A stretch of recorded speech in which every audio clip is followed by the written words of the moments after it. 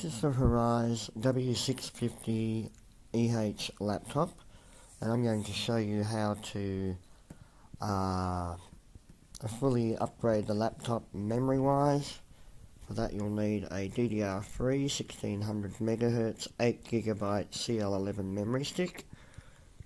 Upgrade the solid state drive. For this I'm using a Plextor M5M 256GB drive, and max out the spinning mechanical hard drive. For that I'm using a 1TB, I believe that's a Toshiba drive. No, Hitachi, my bad. And install Windows 8, which will be in the next video. The tools that you will need is simply a credit card or a plastic club card or something like that, and a small Phillips head screwdriver. We'll start by turning the computer over onto its back, or onto its lid, and remove the battery. There are two screws that need to be removed. There's one here. You can see the seam here along the edge of the big cover. Screw number one. Then come all to the right, and just above the SD card slot is another screw.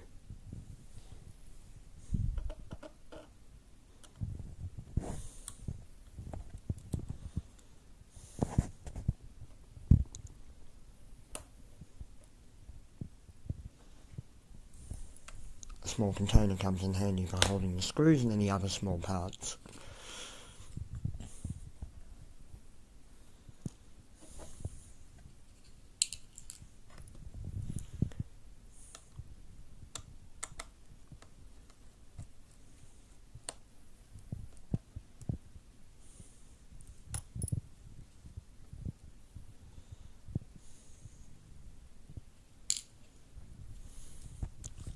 The large cover slides off by just using your fingernail to pull it down slightly towards you, and it lifts away like so.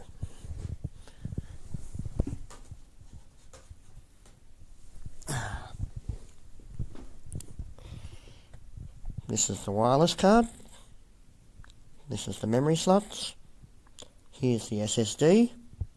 And this is where the mechanical drive will live. We'll start by installing the memory. The memory only goes in one way, and there's a notch. It's fairly easy to install.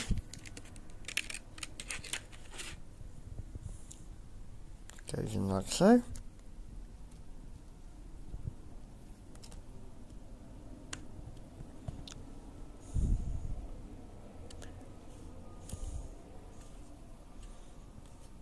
It all the way in until it clicks, and then press down, and that's the memory installed.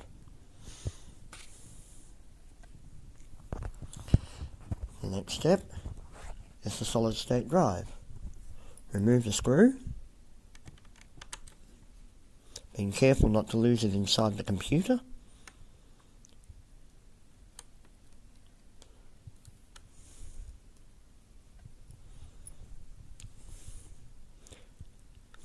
I should just, one moment, I'm just going to pull my sleeve up out of the way here. There we are. Then very gently lift the drive up while retaining the screw, and it pulls out. You'll need the screw to go into the replacement drive, so place it upside down on the computer and put the old hard drive somewhere safe. I'm going to pause the video here while I get the replacement drive out of its packaging. Reinstalling the solid state drive is a fairly simple affair. I would suggest putting the screw into the leftmost hole before you put the solid state drive into the SATA slot, as it is a very tricky position to get into with a screwdriver and your fingers to put get the screw in. So, and that just slots in, and then using your screwdriver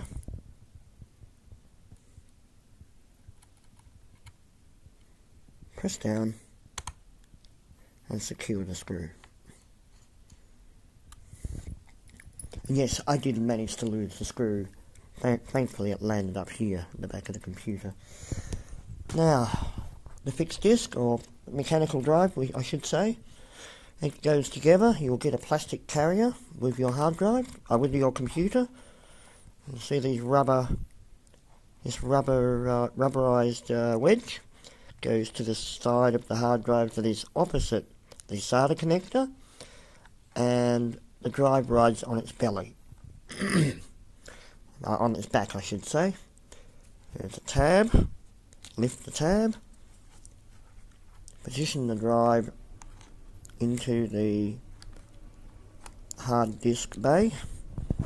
So, line up your connector, and it will just drop into place. Then using the tab, which I'm having trouble picking up,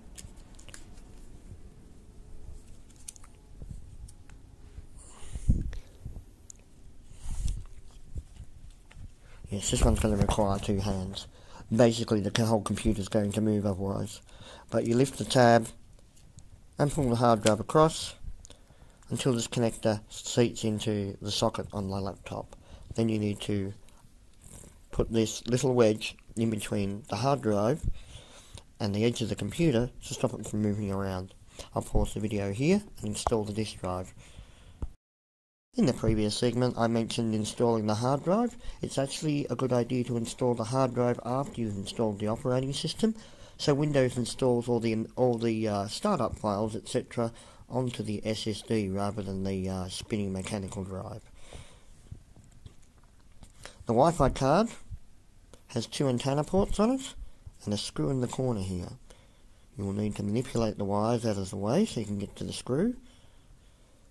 The two antenna ports simply lift off with a plastic tool, and then you can take out the screw, and much the same way as that SSD came out, so does the Wi-Fi card. And then to get the computer back together, you'll need to just simply take the top, or in this case it's actually the bottom,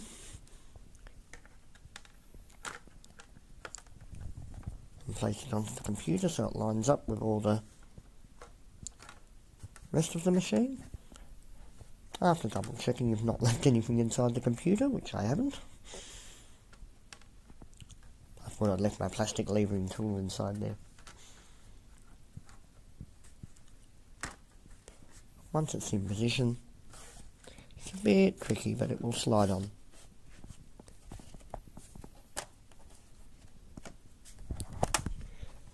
Hint, hold down the top right hand corner and push, and for this particular machine I'm going to need to do, once again, two hands.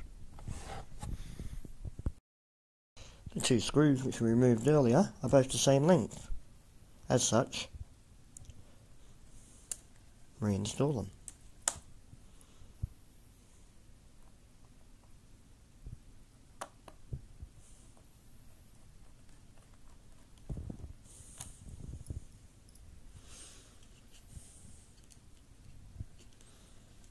If you have previously set up your computer for UEFI boot and now changed the SSD without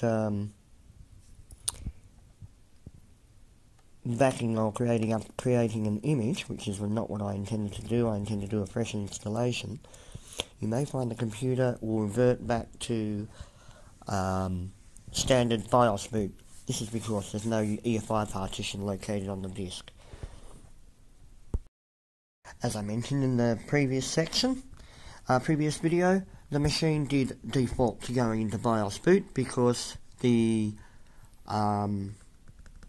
system could not locate an EFI partition on the drive.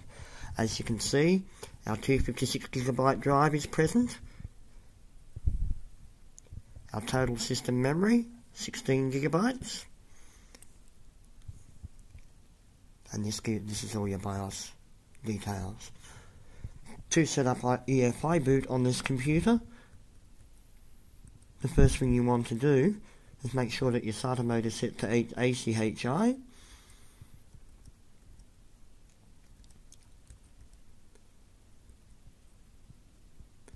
You may want to set up secure boot, I'm not sure, but for EFI settings are over here, and change that to enabled. It's already remained enabled, but as it could not find the EFI boot partition, it's dropped into the BIOS.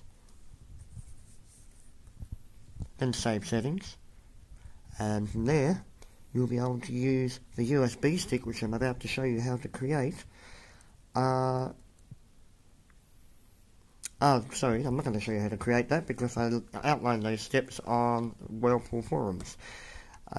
So then you can plug that stick into the computer and boot the machine. I just so happen to have one. So, 16GB memory stick. Plug that into the side of the computer.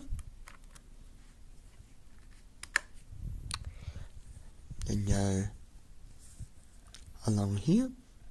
EFI setting. Wrong choice.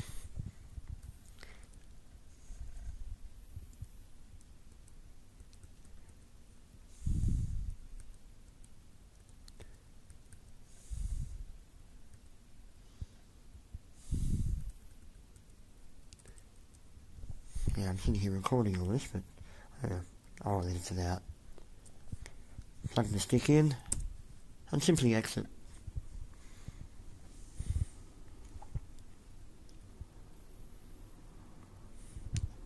As you can see, the machine is now booting up from the USB stick into the Windows 8 installer. From here, simply install the Windows 8 on your hard disk, on your solid state, and then repeat the steps in the previous video on how to install a mechanical hard drive to upgrade the storage capacity on the laptop.